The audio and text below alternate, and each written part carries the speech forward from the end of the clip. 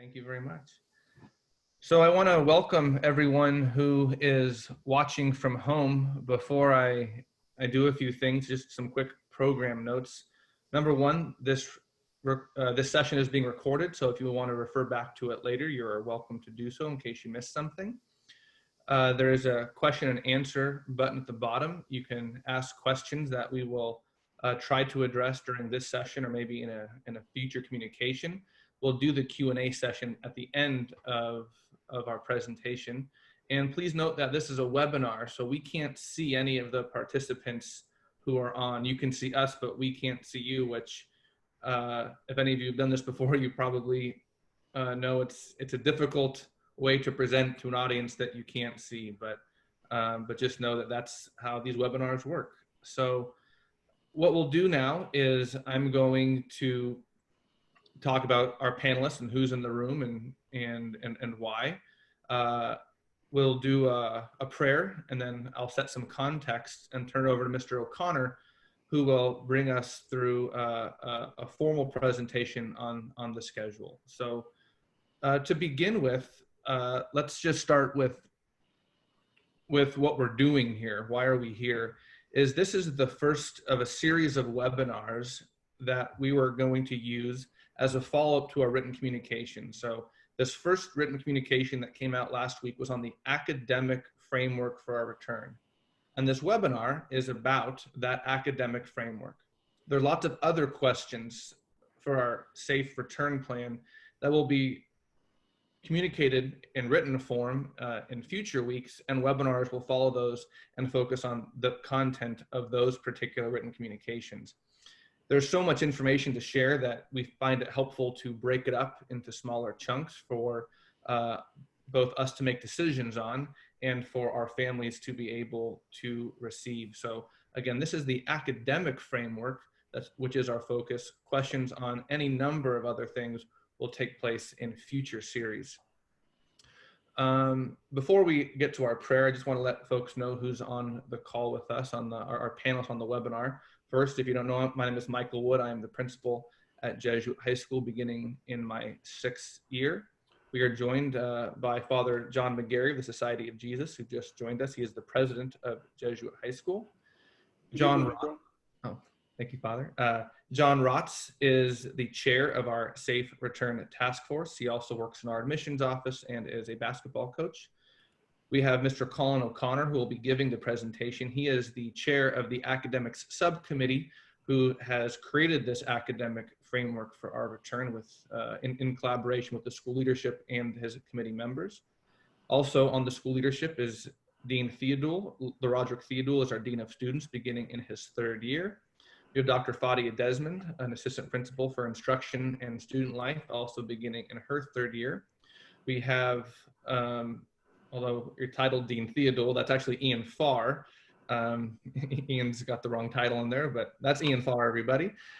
Ian is the outgoing assistant principal for academics and has an exciting new job next year at Jesuit, leading our Modges program, for those of you who are familiar with that particular program. So we're excited for him to lead us in that new endeavor at Jesuit. We also have Elizabeth Sands, who is our Director of Communications.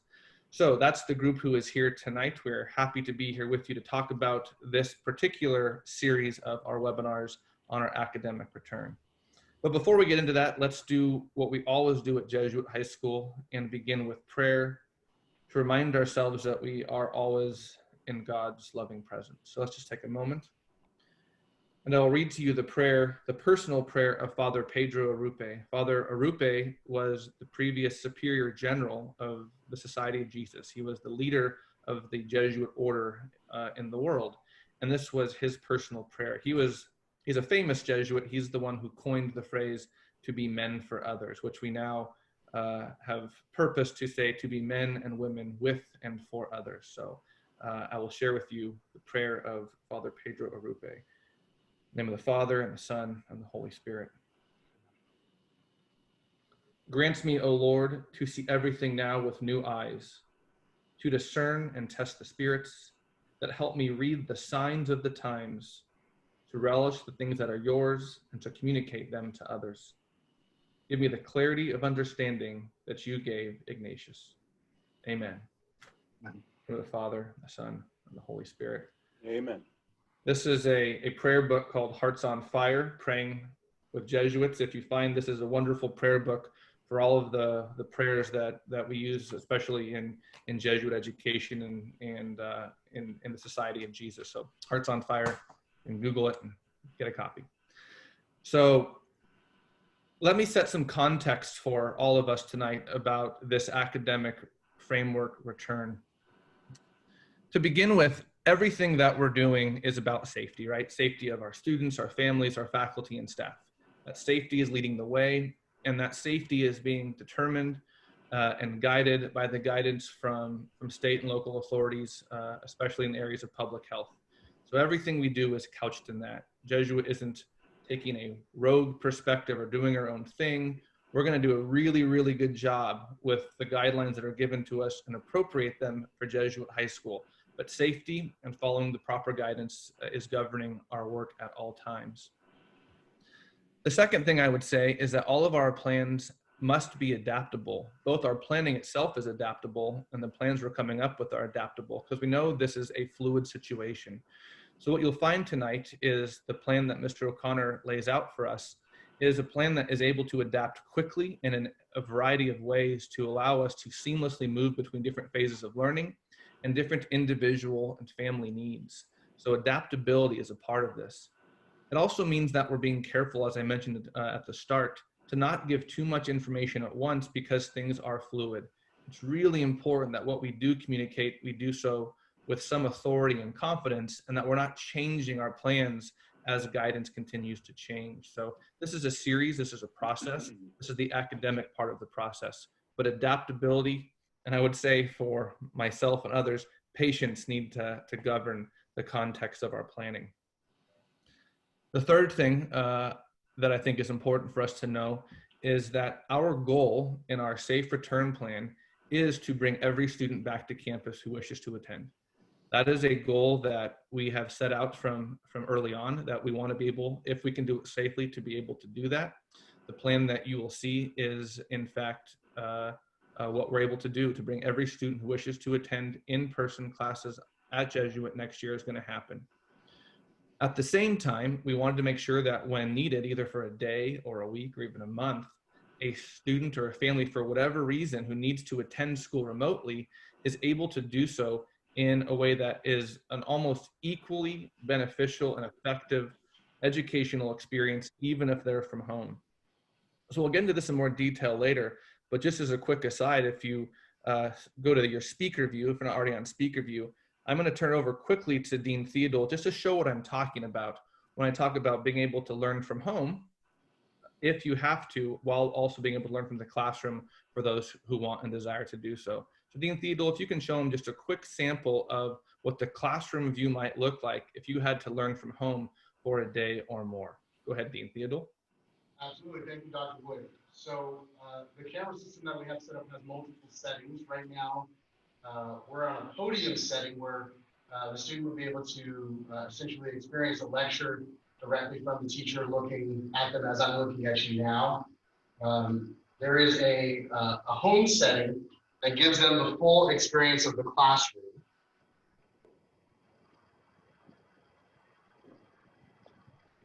So very much so like a student maybe sitting in the back of the class, you can see the full breadth of the classroom. And then there are multiple board settings as well. So each of our classrooms has multiple whiteboard spaces. So this is whiteboard 1. If I were teaching class and writing on this particular whiteboard, I can make this available to the students to be able to zoom in and see on that whiteboard.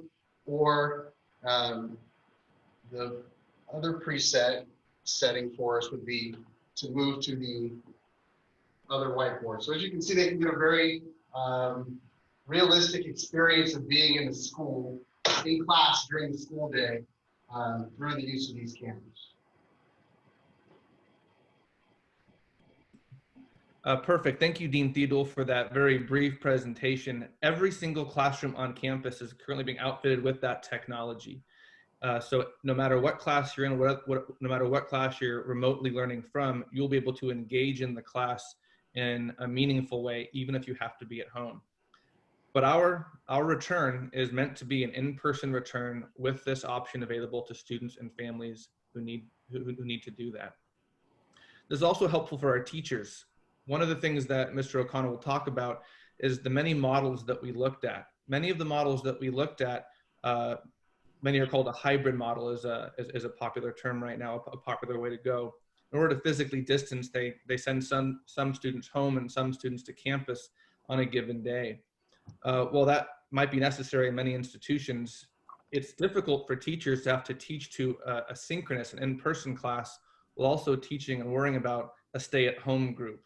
So this technology and this plan allows us to maximize the teacher's educational efforts and their skill set without giving them multiple layers of instruction and multiple contexts for their students. So we're going to kind of put our eggs in the live instruction basket, which we think is our bread and butter for an educational institution.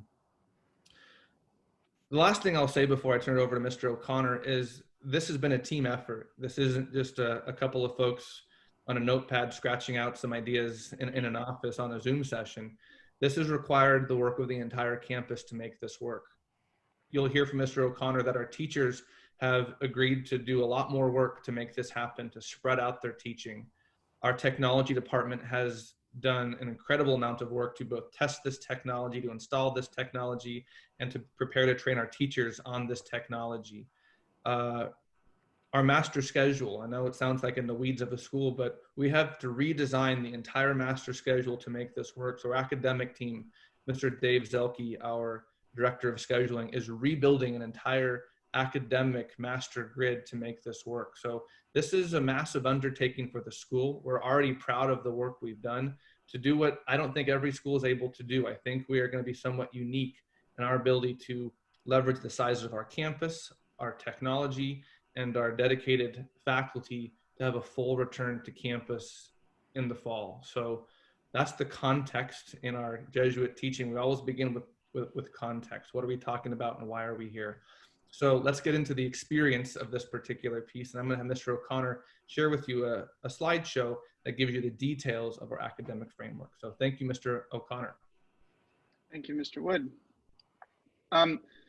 If you would, on your Zoom, if right now, if you see a stack of faces as well as the presentation, you might want to toggle either all the faces away. You hover over the pictures of our little videos. Either just cut it down to one face or no faces, since I'm going to be talking through this presentation for the next little while. And then we'll put the presentation down and come back and answer some questions. As Mr. Wood mentioned, this was our goal from the start, was to see if we could find a safe, reasonable way for us to offer a full return to campus to any student who wishes to do so. And that meant, though, that we saw pretty early on in our planning process as the academic subcommittee, we identified some features of our existing standard model of education that just were not going to translate well to the new COVID-19 reality. The first was the average class size in some departments and some spaces on campus were such that we had in enough cases 25 to 32 students in a classroom in relatively smaller classroom spaces. And then we had a single 40-minute lunch period to serve every student.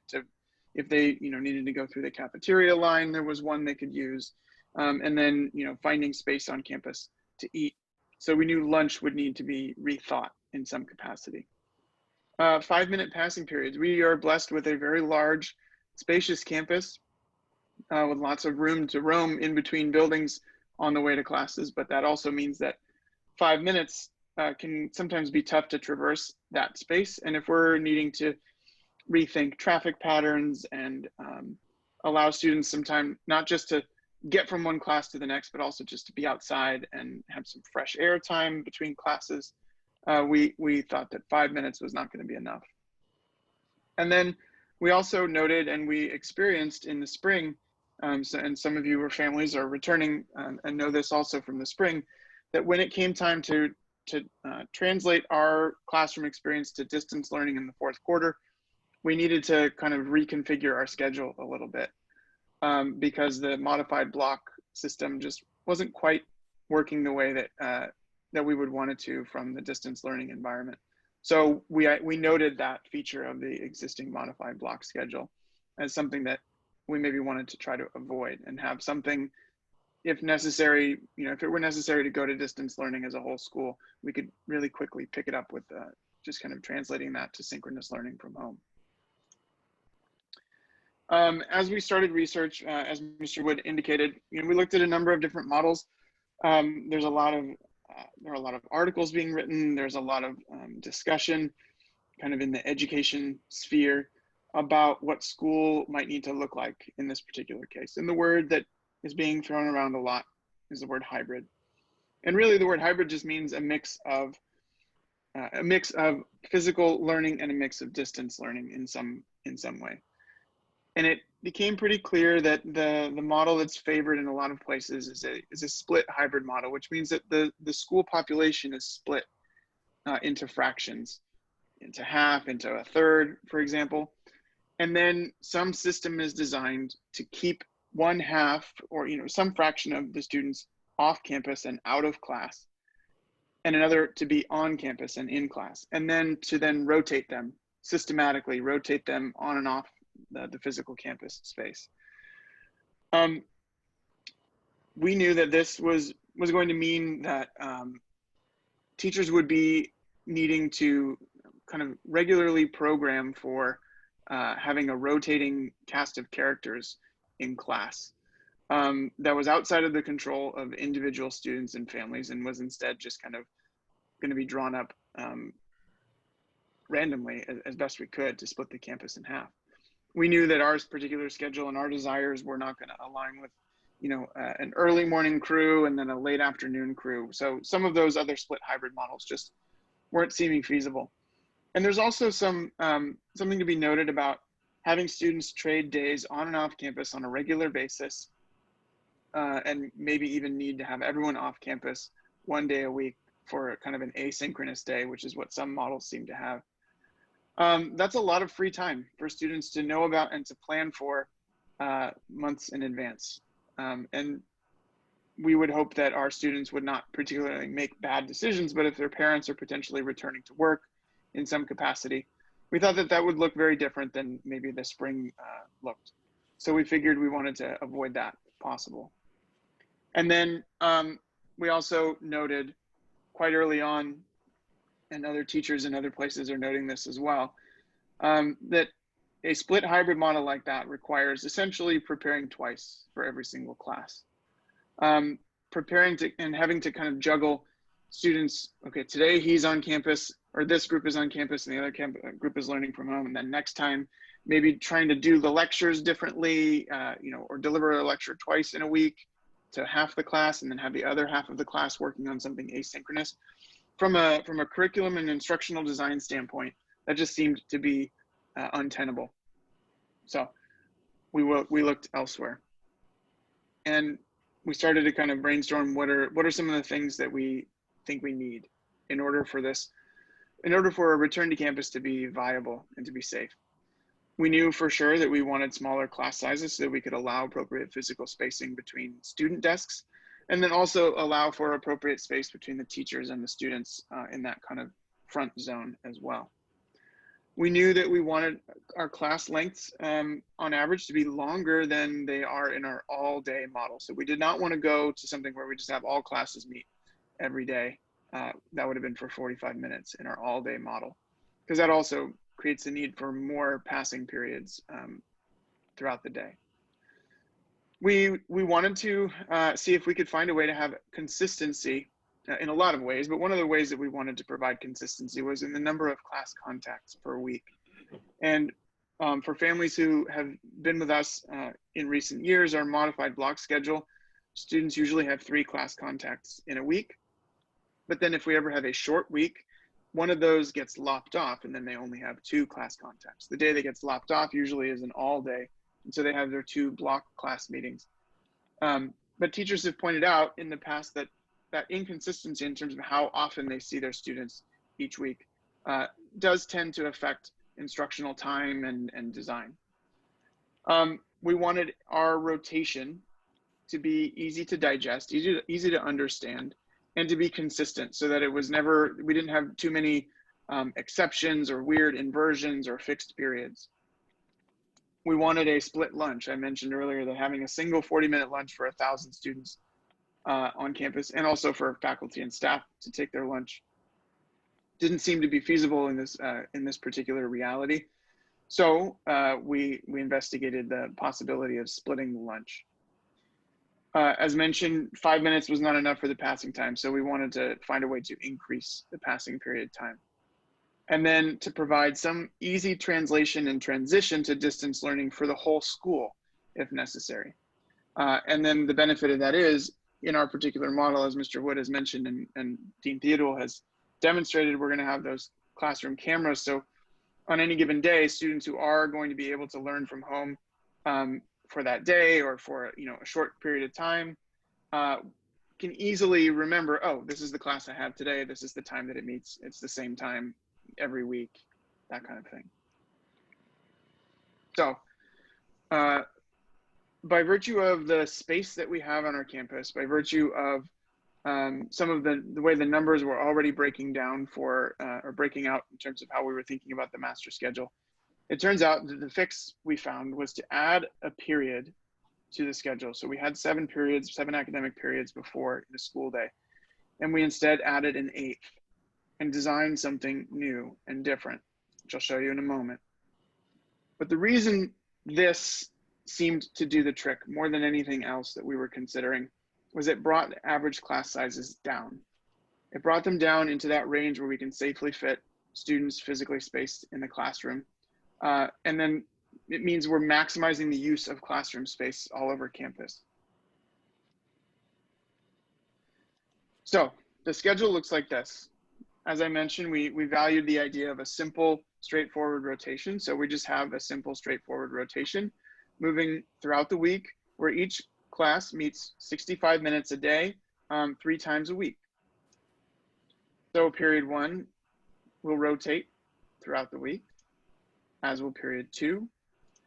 And you might start to see that there's a bit of a pattern in terms of how the class periods are spaced apart. No period that meets after lunch on any given day will meet the following day. So there's an extra day of break.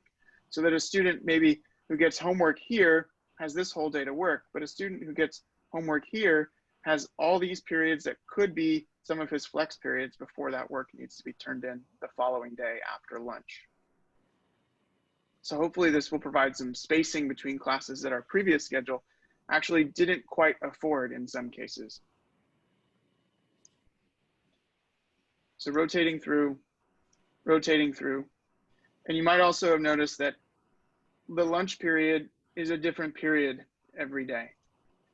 We have a split lunch, 2 split lunches, if you think about it, that will be split geographically. And the way we're going to do this is by identifying the classroom where a class will meet. We'll determine whether that class is scheduled into period A or period B for that particular class period. And then when that would fall during the lunch period, students who would be meeting in a classroom with the designation A will go to their lunch, and then after lunch go to their period 3 class on Mondays. Whereas students whose period 3 class meets in a classroom with the designation of B will go to period 3 first and then go to their lunch. And because we haven't fixed the lunch period throughout the week, this means that there's going to be kind of a nice balance, I would assume, because this is going to be tied geographically, meaning students are going to have classes all over campus throughout the week. So they're going to have an A lunch a couple days, a B lunch some other days. So no student is going to be stuck always having A lunch, always having B lunch. And that also means the same thing for faculty. They're not all going to be teaching an A period or a B period every single time necessarily.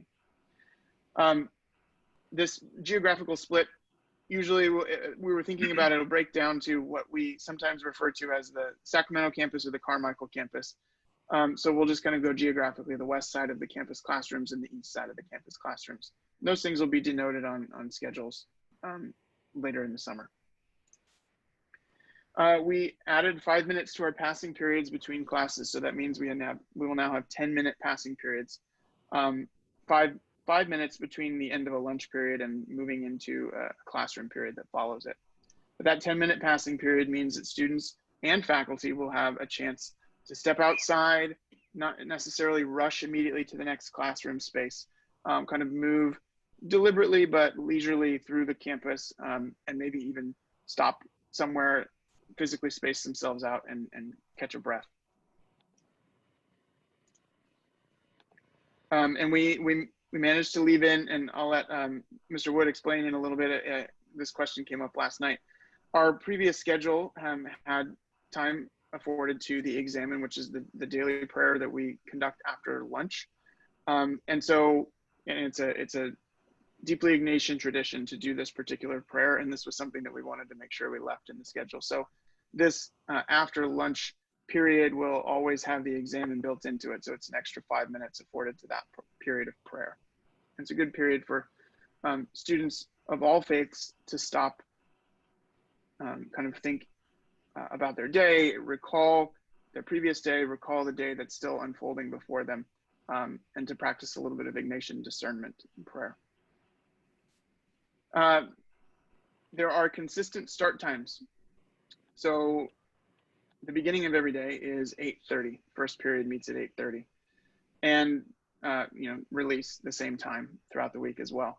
And then also all the periods meet at the same time. If you think of them as individual classroom slots, 5 slots a day, the first hour class, the second hour class, the third hour class, those will always start at the same time. In doing this, we're taking away that all day that we had on our previous schedule where students needed to memorize a different set of class start times than was applicable the other days of the week.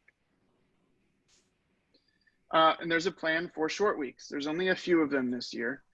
But in those short weeks where we have a Monday holiday or a Monday teacher development day and student holiday, we'll move to 50-minute classes and still retain those 3 class meetings.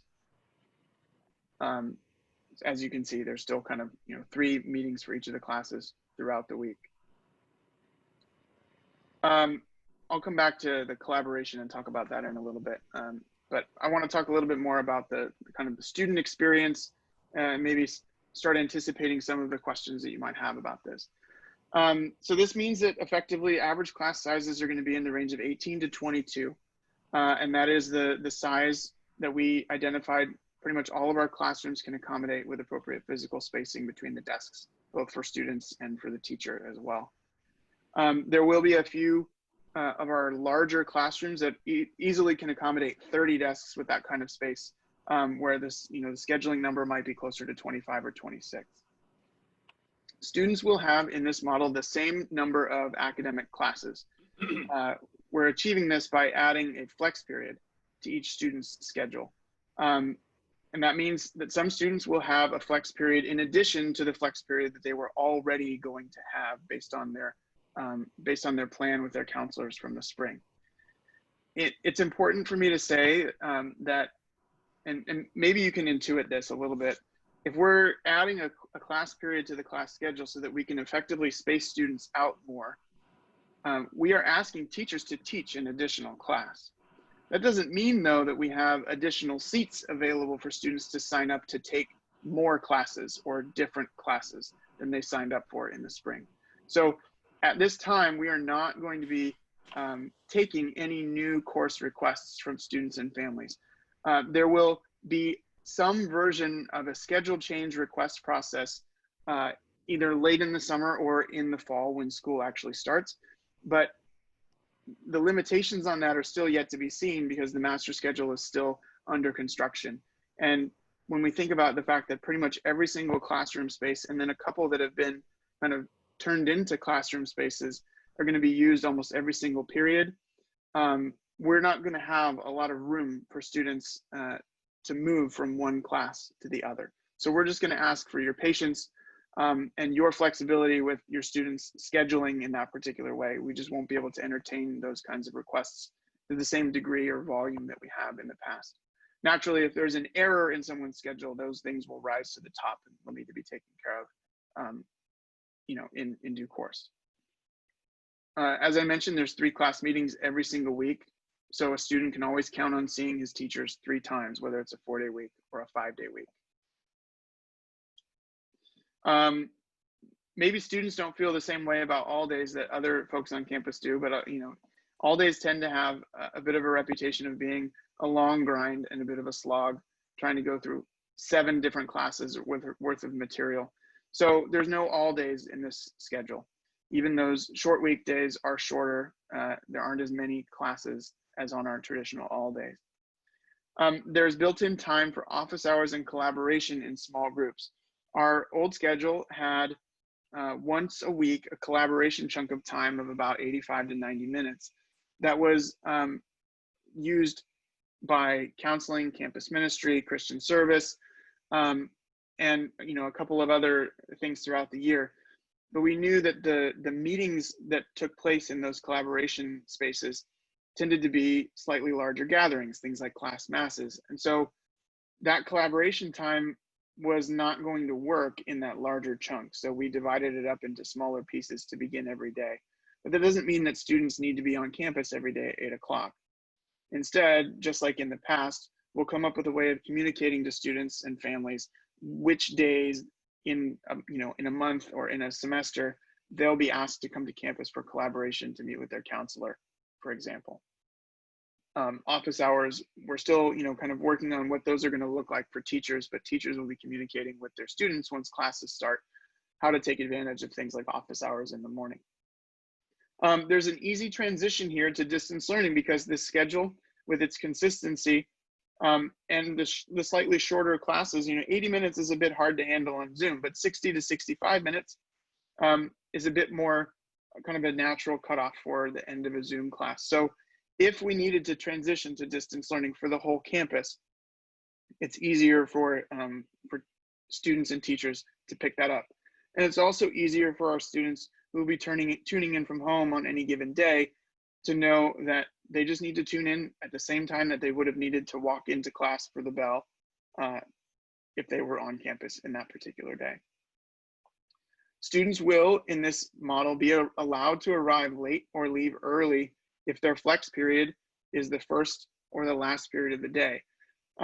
Now, because the periods rotate, that flex period will rotate throughout the week. And so throughout the year, it'll be about on balance whether students will have a flex period that will allow them to arrive late or leave early. We're doing this year, and our plan is to do this year alone, precisely so that we can lower the number of students on campus whenever we can. And so we'll come up with a process, probably run through the dean's office who handles our attendance and handles things like waivers and signature forms to allow for students to be able to arrive late or leave early on those particular days. As mentioned, there's a true rotation here, no fixed periods. So that means there's a natural kind of time between class meetings that it may not be apparent when you're staring at a grid, but I promise it should become pretty apparent as we start to live this particular schedule. I think people will start to feel a sense of rhythm much earlier than they may have felt with schedules in the past that had fixed periods and other weird rules and exceptions. And then as a bonus, we are building in some adherence to California's new school start time law of 8:30 a.m. That doesn't come into effect for a couple years, but this is something that was already on our radar as we were already conducting some review of our bell schedule, and this particular model happens to line up with that as well. So that's kind of what I have to say about the schedule. And as Mr. Wood mentioned, this presentation is about that academic experience. And the academic subcommittee has more work to do. There's a lot more stuff to consider here, some of which I can tell families are already anticipating by reading the questions that were submitted beforehand, and then also some of the questions that are coming up during tonight's presentation and that came up during last night's presentation. But before we could start to answer some of those smaller things, like what are we going to do about tests and quizzes for students who are learning from home, or what are we going to do about how are students going to log into Zoom, and how will we take attendance? Some of that stuff couldn't be answered until this framework was set in place. And that goes also for the work of some of the other committees, the work being done on co-curricular programs. In order to talk about co-curriculars or extracurriculars, we have to have the curricular model down first. And so it was incumbent on us to make sure that we got this done. We did our due diligence on it. I'm proud of the work that we did. And I'm immensely grateful to the members of the teaching faculty and to all the members of the staff on campus for whom going to a model like this represents not necessarily something that they deeply desire, but that their deep desire is to be working with students, building community in a classroom again. And this was the way that we were going to be able to do that. And so we are making a big ask of our teachers. And so if there are any students who are tuning in tonight, either live or in the video recording, just know that your teachers are stepping up here in order to make this work because they value their time with you in the classroom. And that says an awful lot, because that's not something that all schools would be able to do or say, I don't think. And so like I say, I'm grateful to my colleagues in the teaching faculty, many of whom are just grateful for that chance to be back in the classroom and learning with their students again. And with that, I will turn off the presentation, and we'll, unless Mr. Wood has some quick comments, we'll maybe start fielding some questions. Sure. Thank you, Mr. O'Connor. I think that's the 5th or 6th time you've given that presentation, so you're dialed in. So some version of it, yeah. Yeah. So a couple quick follow-up notes that occurred to me during the presentation I want to make sure we note. One, when Dean Theodule showed you the classroom that he showed you is a currently existing classroom. So those desks that you saw in there, they're not yet physically distanced. We just haven't reset the furniture yet in all of the rooms. We need to wait for the large gathering spaces to be set up for us to then move the furniture into them. Just as an example, the gym and what is now the Welcome Center are currently under construction. They're being remodeled. They look beautiful as they're going. Those will be some spaces that we're going to use next year. When those are ready, we'll then start placing furniture around campus in that physically distanced way. Another thing that was noted, what came up was there was a question about, oh yeah, the examine.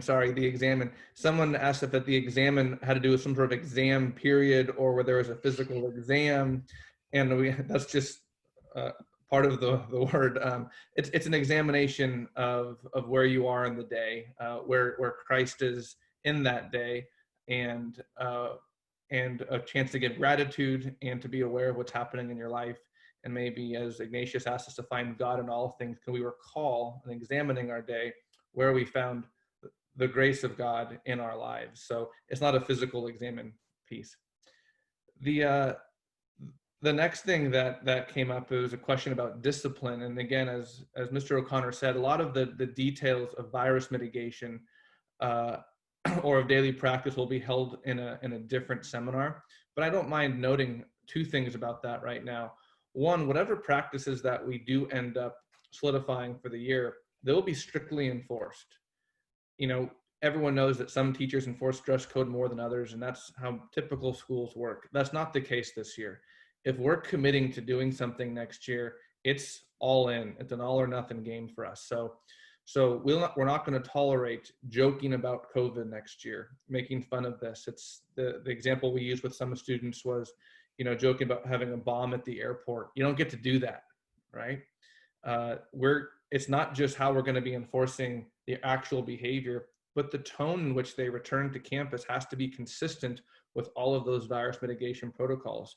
It's a mental and psychological and spiritual and emotional approach to the school day has to be consistent. So we're going to train on that and prepare for that. And if a student is unable to safely come back to campus, he can't come back to campus. Maybe ask him to be home for a little while till he can figure out how to maturely be on campus in this new reality. And then there was a question about clubs meeting. Clubs will have a more difficult time meeting during the split lunch. One thing to note, though, that I like about our split lunch model is other split lunch models, the same group of students are in the A group or the B group every single day. So you never see your classmates who are in the B group for maybe an entire year. Ours allows, in any given day, a different combination of students will be in the A or B. So you'll have access to your entire class in the course of a week. But your club won't be able to meet necessarily during lunch. The office hour period and the before school period will likely be used by club moderators to get students on campus before school to meet. There's going to be classroom space available that they can safely go into and have club meetings. And I'll say lastly, before we start fielding some questions, one of the things that was asked is why is Jesuit able to do this? Why are other schools not able to do this? And I think it's important we talk about that. One of the things that I'll use my previous school. I was at Loyola High School in Los Angeles. It's an urban campus, right? We had 2 fields, period, for over 1,300 students, and that's just how you exist in an urban campus. Every square foot of the campus is used every single day from 6 a.m. to 6 p.m. no matter what. That's just how schools in that environment work. What's different about Jesuit is we have all this space that we don't need to use during a traditional school day that we have access to. So we're going to be utilizing areas of campus that are typically off limits for students, say down by the baseball field or the practice fields or the student activity center, the student athletic center. There's all these spaces that we don't use, like the pool amphitheater, that will now be places for students to be during lunch and before school in a physically distanced way. We also have classrooms that we don't always use every period. So some schools, every single classroom is used every single period, and that makes sense for lots of reasons. It's a really efficient and good use of a school's physical resources. We've been fortunate to have many classrooms, have a period where it's not being used. The only way we're able to make this schedule work is to have physical space on campus for those smaller class sizes to meet. So a combination of taking advantage of that extra space that wasn't used to its maximum capacity, while creating new spaces we haven't used in the past indoors for students to meet. So a combination of those realities made us uniquely able to do a full return. So I say that humbly. I say that we're fortunate.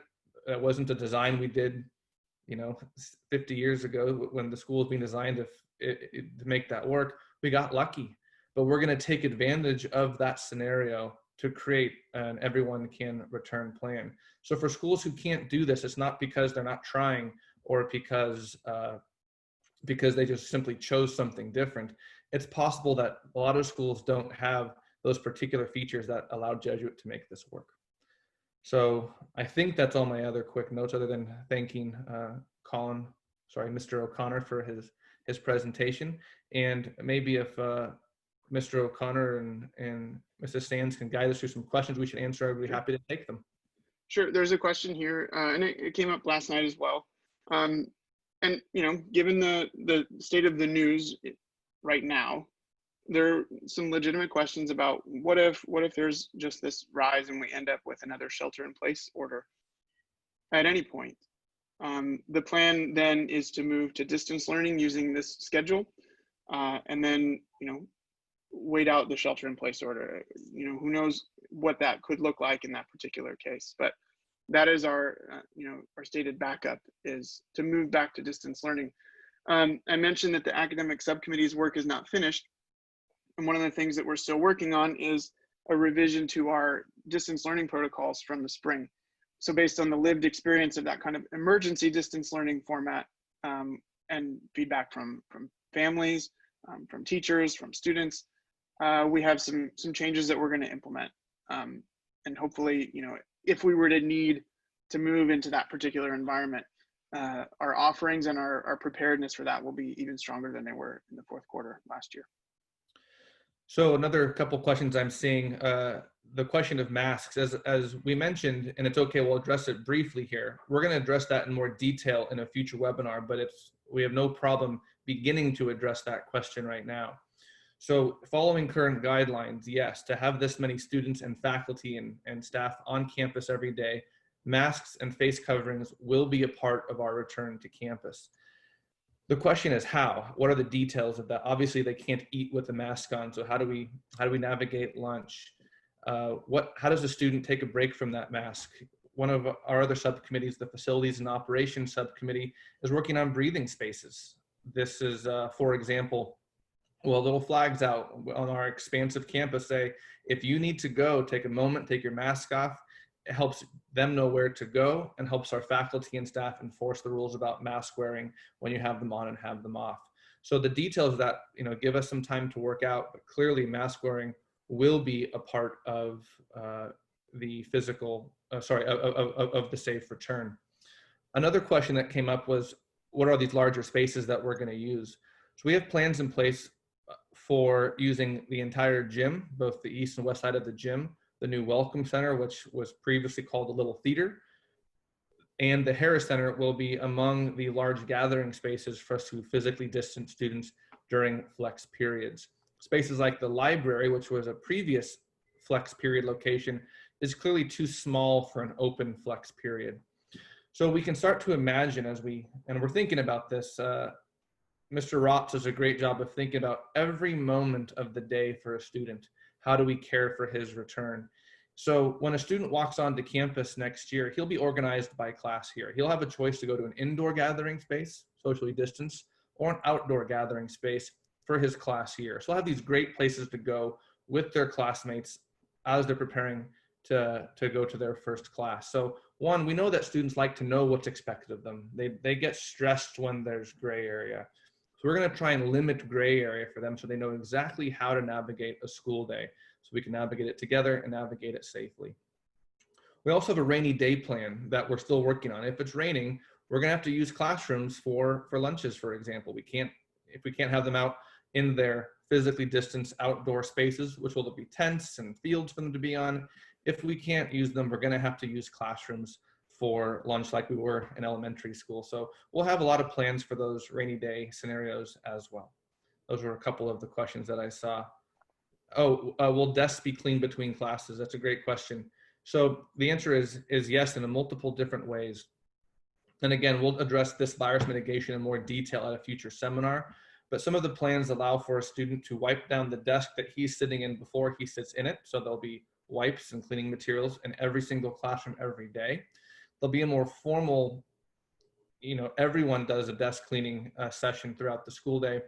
And then we'll also have extra janitorial staff to be able to do some more deep cleanings of the restroom facilities and especially those flex spaces, which are larger gathering spaces. So yes, lots of details on how we're doing sanitation around campus. That's in addition to the hand sanitizing stations we're adding at all of the common gathering spaces in every single classroom. So we're definitely hanging our hat on mask wearing, face coverings, and hand sanitizing to be one of our strongest instruments in virus mitigation on our campus.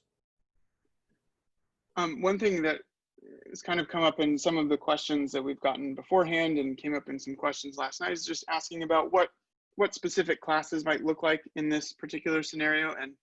And I wish I could say, but having only really been an English teacher in my teaching career, it's hard for me to envision a science class or an arts class in this particular scenario. But now that the faculty has this plan in their hands, they know what we're going to be doing, they can start working together to figure out from just a curriculum and instruction standpoint, like how to reconfigure some of their lessons for 65 minutes as opposed to 80, but then also to start thinking about how some of their lessons might present on camera for the kids who will be learning at home. And then, in some cases, there are going to need to be some specific virus mitigation things that show up for particular departments. And so hopefully we'll be able to share some of those plans at a future date, either during the virus mitigation webinar or through other dissemination of information. But we're not able at this time to say, how chemistry will do labs necessarily, for example. And that brings us to a great point. We're not doing this in a vacuum, right? It's not just Jesuit High School trying to figure this out all by ourselves. Thank goodness. Yes, I know we need all the help we can get, and I've seen more collaboration, especially between the Jesuit high schools around the nation. We collaborate on a weekly basis now, and we're stealing everything we can from everyone else, and they're stealing from us when necessary. So all the PE teachers, another great question about PE, all the PE teachers and athletic departments are talking right now about what PE looks like. Don't have an answer to that yet, but they're working on it. What choir and band look like. Don't have an answer yet, but we're working on it. Other performing arts. And we're not working on it by ourselves. We're going to figure out what the best things are happening around the nation and some of the best schools in the country are doing, and we're going to be able to steal from all of those particular things. It's another great point, though, I want to bring up. I did it last night, and I forgot about it tonight. Our plan allows for things that other plans don't allow for. One of the versions of going back to school in this model is a highly cohorted model. When we talk about cohorts, it's about saying we're just going to have, no mitigation, but there's 30 kids will be together all day long, every day. And a teacher will rotate to their classes and teach them their core materials. So if one kid gets the virus, those 30 kids stay home for 2 weeks. That is a model that's out there. In fact, it's an elementary school model in many ways, because they are cohorted by their class years. They'll 34th graders and 35th graders. One of the major challenges of that model is you have to strip down your curriculum and your course catalog to just the basics. And none of the elective classes, the enrichment classes, can take place in that model. One of the advantages to what we're doing is every course in our course catalog, even though some might have to look a little bit different, every single one of them will be offered, and a student will get credit on his transcript for that particular class. So it's really important for the students in their college prep as well. They're going to show a robust transcript of the full course catalog that they don't have to explain away during the college admissions process. And I think that's another advantage to our plan that we're proud to be able to offer to our students. That includes all of the arts. One of our questions is specifically asking with those electives, Principal Wood. Sorry, Elizabeth, can you ask that again so I can hear you? Does that also include the arts in addition to the electives? It does. The arts are, after you finish your graduation requirement, our students take much more than the graduation requirements as electives in their schedule. So yes, we're going to be offering all of the arts classes. How we offer them might be a little bit different. So if we have to physically distance more in our choral classes, then we're going to figure out how to do that. And maybe they have to sing a little bit less and do a little bit more music theory, but they'll find ways to make that work. There's different issues with string instruments are much safer than, say, wind instruments. I apologize for that. That may need to do some more technique stuff on campus while they're doing the rehearsal and practicing at home in their room where they're away from other students. So a lot of models are being out there, but yes, the arts are not going away. They're reimagining them as we speak to make sure they can make them excellent in whatever form that they will take. The drama program has done some great work in reimagining how the fall play is going to work with individual monologue type programming that I'll leave the details out because I like to surprise everyone with the details, but they have an awesome plan for how they're going to redo the fall play. So we don't have to not have that. Yeah, Dr. Wood, if I could, I'm going to have to move on to my 7 o'clock meeting, but if I could just say briefly to all the parents who are with us and the students who are with us, whether you are returning families or new families, thank you so much for participating in this webinar this evening. I've listened to Mr. O'Connor give this presentation many times, and so I'm beginning to understand it and learn about it myself, and I appreciate the good job that he has done and all of the people on our Safe Return Task Force. I hope that what is clear to you is that we are doing everything that we can to not only bring our students and our faculty and staff back safely to our campus, but to continue through that safety and security and welcoming environment and safe environment to continue to offer you what we have promised you, the mission, the full mission of Jesuit High School. So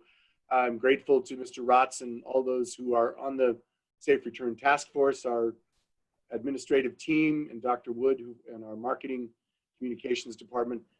We're all focused on these changing times and what we need to do to adapt in order to be safe and secure and to welcome our students back and continue the great tradition of Jesuit High School in a manner that fits the context that we are currently in.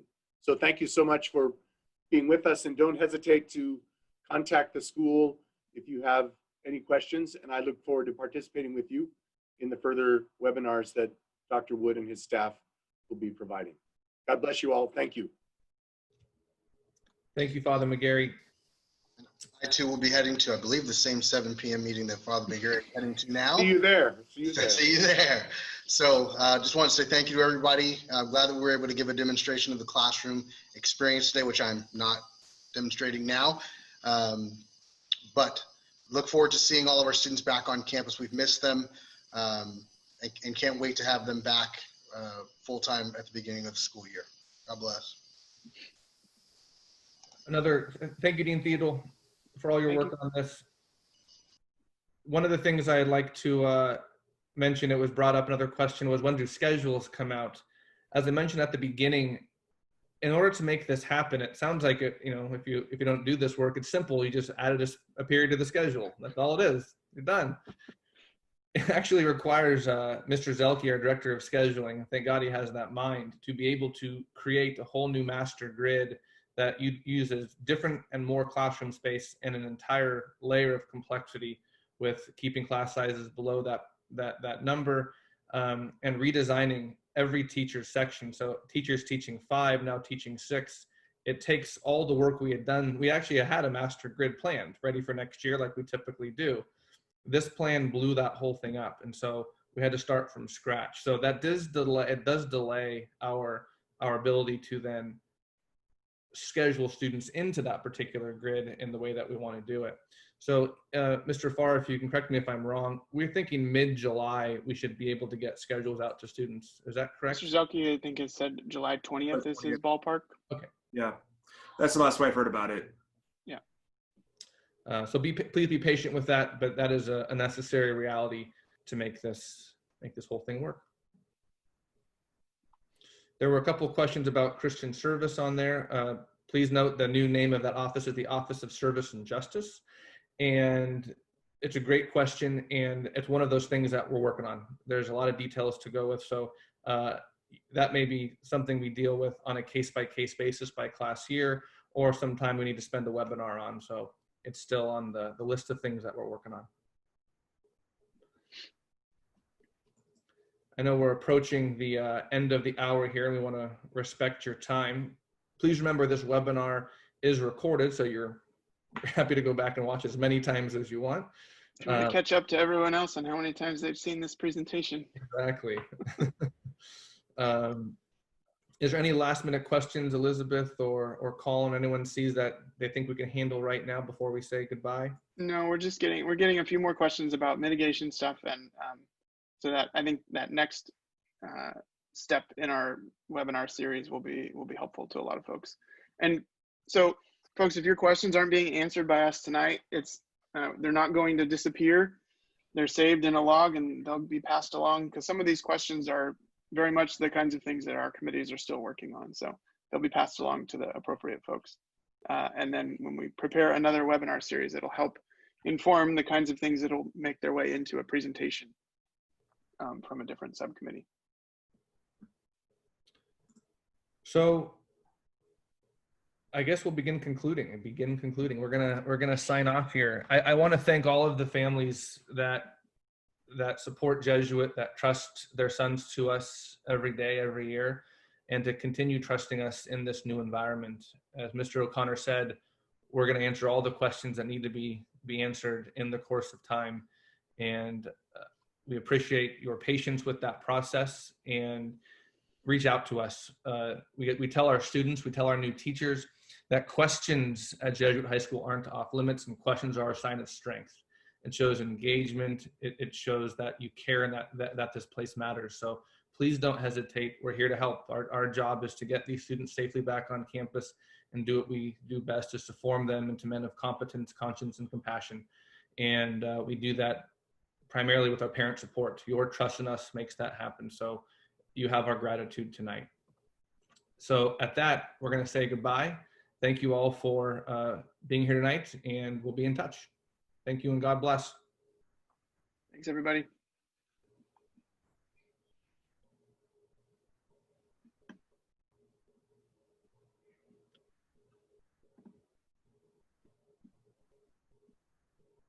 Those that might still be on, I'm just going to type a few responses to some of the questions we'll be addressing in the future, just to make sure you know we have seen your question. Thanks so much.